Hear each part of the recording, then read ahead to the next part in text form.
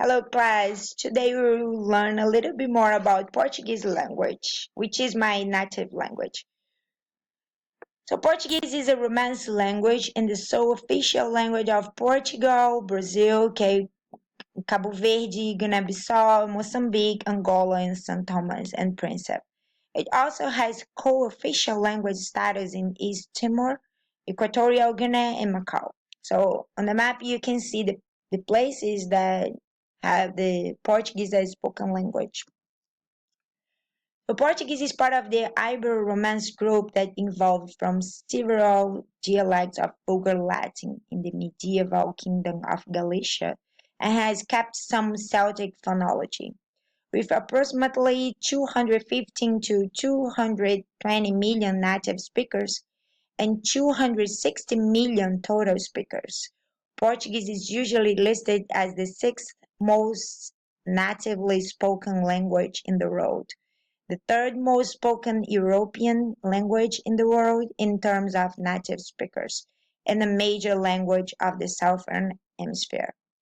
About United States, so 0.35% of the population or 1,228,126 speakers according to the 2007 American Community Survey. So let's talk about writing system.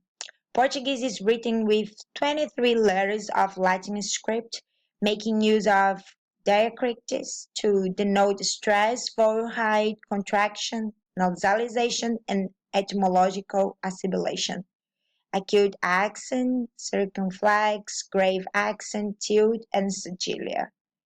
The trema was also formerly used in Brazilian Portuguese and can still be encountered in words derived from proper names in other languages such as Anhanguera and Mulheriano.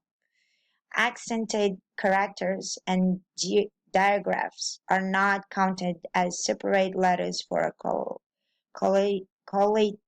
collation purpose. The Portuguese, let's compare Portuguese and English now. So the Portuguese is spoken in Europe and Portuguese is spoken in Brazil are further apart in terms of pronunciation, spelling, and vocabulary. Then the English is spoken in England and the English is spoken in the USA. So alphabet. The Portuguese alphabet consists of 23 letters, as I said before, like in the Q, W, and Y of English alphabet, plus 11 letters with diacritics such as the sigillia. So this is the sigillia here. And the punctuation corresponds largely to that in English. The English writing system, therefore, presents little difficulty to Portuguese learners. So I will pronounce the letters in the alphabet in Portuguese, okay? A, B, C, D, E, F, G, H, I, J, L, M, N, O, P, Q, R, S, T, U, V, X, Z. The phonology. Brazilian Portuguese is a syllable-timed language in contrast to English. This can result in learners having serious difficulty reproducing the appropriate intonation patterns of spoken English. Portuguese contains about 9 vowel sounds plus 6 diphthongs and 19 consonant sounds. This is fewer than English, and there are fewer consonant clusters. To distinguish minimal pairs such as reach and reach, pack and puck, or head and head, inability of unstressed vowels at the end of a word, for example, part for party. Problems with diphthongs such as in here, hair, the inclusion of vowel sounds before, between, or following consonants, for example, strap for strap, or months for months. Nasalization of the final M or N, So ran, for example, becomes rang. The expected problems with words such as them, think, or breathe. The th for us is hard. So we need to practice a lot to make it right. The failure to discriminate between words such as big, or gale, kale, and substitution of ear for here or high for I. So now I will emphasize about the letter R, which is the most challenging letter for us. And I think for both sides, even if you, for people that are English native speakers in trying to learn Portuguese and vice versa, the R letter is hard, is challenging. So first I will give you let's talk about the one of the sound of R in English, which is the silent R. In these words we can see clearly the silent R in yard or car. For us, Portuguese speakers, we cannot identify the sound of R here. So it's hard to know that there is a R by listening. So now you can see the difference about the sounds of R in Portuguese. The R in Portuguese, I will give you some examples, okay? So this this first word here, Rio in English, right? But in Portuguese is Rio. So when you have the R in the beginning of the word, the sound is like H. So it's Rio de Janeiro. So this is my city, by the way. So when you have the R here in the middle, one R in the middle of the word, the sound is different. It's like Spanish. It's like ra, ro, re, ri, ro. So Janeiro. So we can pronounce the city Rio de Janeiro. The other example is morrendo, which is dying in English. So we have two R's in the middle of the word. So the sound is like the R in the beginning of the word. So it's morrendo. Here we have another example, which is two R's in the middle of the word and one R in the end. So we can pronounce this word correr. And last but not least is my name. People pronounce my name here Renata, but as I said before, when we have the R in the beginning of the word, it sounds like H. So the right way to pronounce my name in Portuguese is Renata. Let's talk about grammar.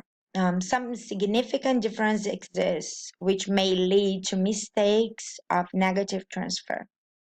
Interrogatives in Portuguese are conveyed by intonation. This results in questionable English, such as, "You like the food?" or "He came to church yesterday?"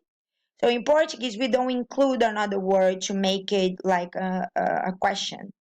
We just change the intonation that we say the sentence. And in English, it's not like that. It is not right if you don't include the "do you like the food?" or "did you like the food?" or did he come to church yesterday? So translating exactly like this, you make the sentence wrong in English. But in Portuguese, it's not like that. You just need to change the intonation. The use of the double negative in Portuguese leads to such errors as "I don't know nothing." Oops, sorry. I don't know nothing. So in Portuguese, we would say "eu não sei nada." But in English, usually we need to say "I don't know anything" or "I do know nothing." Tense choice is a significant problem for most learners of English. At a less advanced level, the main area of difficulty lies in the choice of appropriate present tense, such as he has a bath or he's having a bath, or she's knowing, she knows. It is ages since I don't play tennis. It is ages since I have played tennis. So in the beginning, when a Portuguese speaker is learning English, we can make these type of mistakes. So Portuguese word order in a little more flexible than that of English, and there are variations between the two languages in the placement of adjectives, adverbs, or pronouns, and in the syntax of sentence containing direct speech. So I will give you this example. Bonita sua casa, which is how beautiful your house is. But in Portuguese, we can say bonita sua casa, but we also can say it's right to say sua casa é bonita. We can change the order of the adjective so it not makes the sentence wrong. But in English, if we change, like here, beautiful your house is wrong, we make the sentence wrong. So Portuguese is more flexible about the order of the adjectives and the pronouns. English prepositions are difficult for Portuguese learners since their own language has far fewer, and there is no simple correspondence between those that do exist in their language equivalents. Personal pronouns, especially direct object pronouns, are often omitted in Portuguese, which gives rise to mistakes such as I told instead of I told him.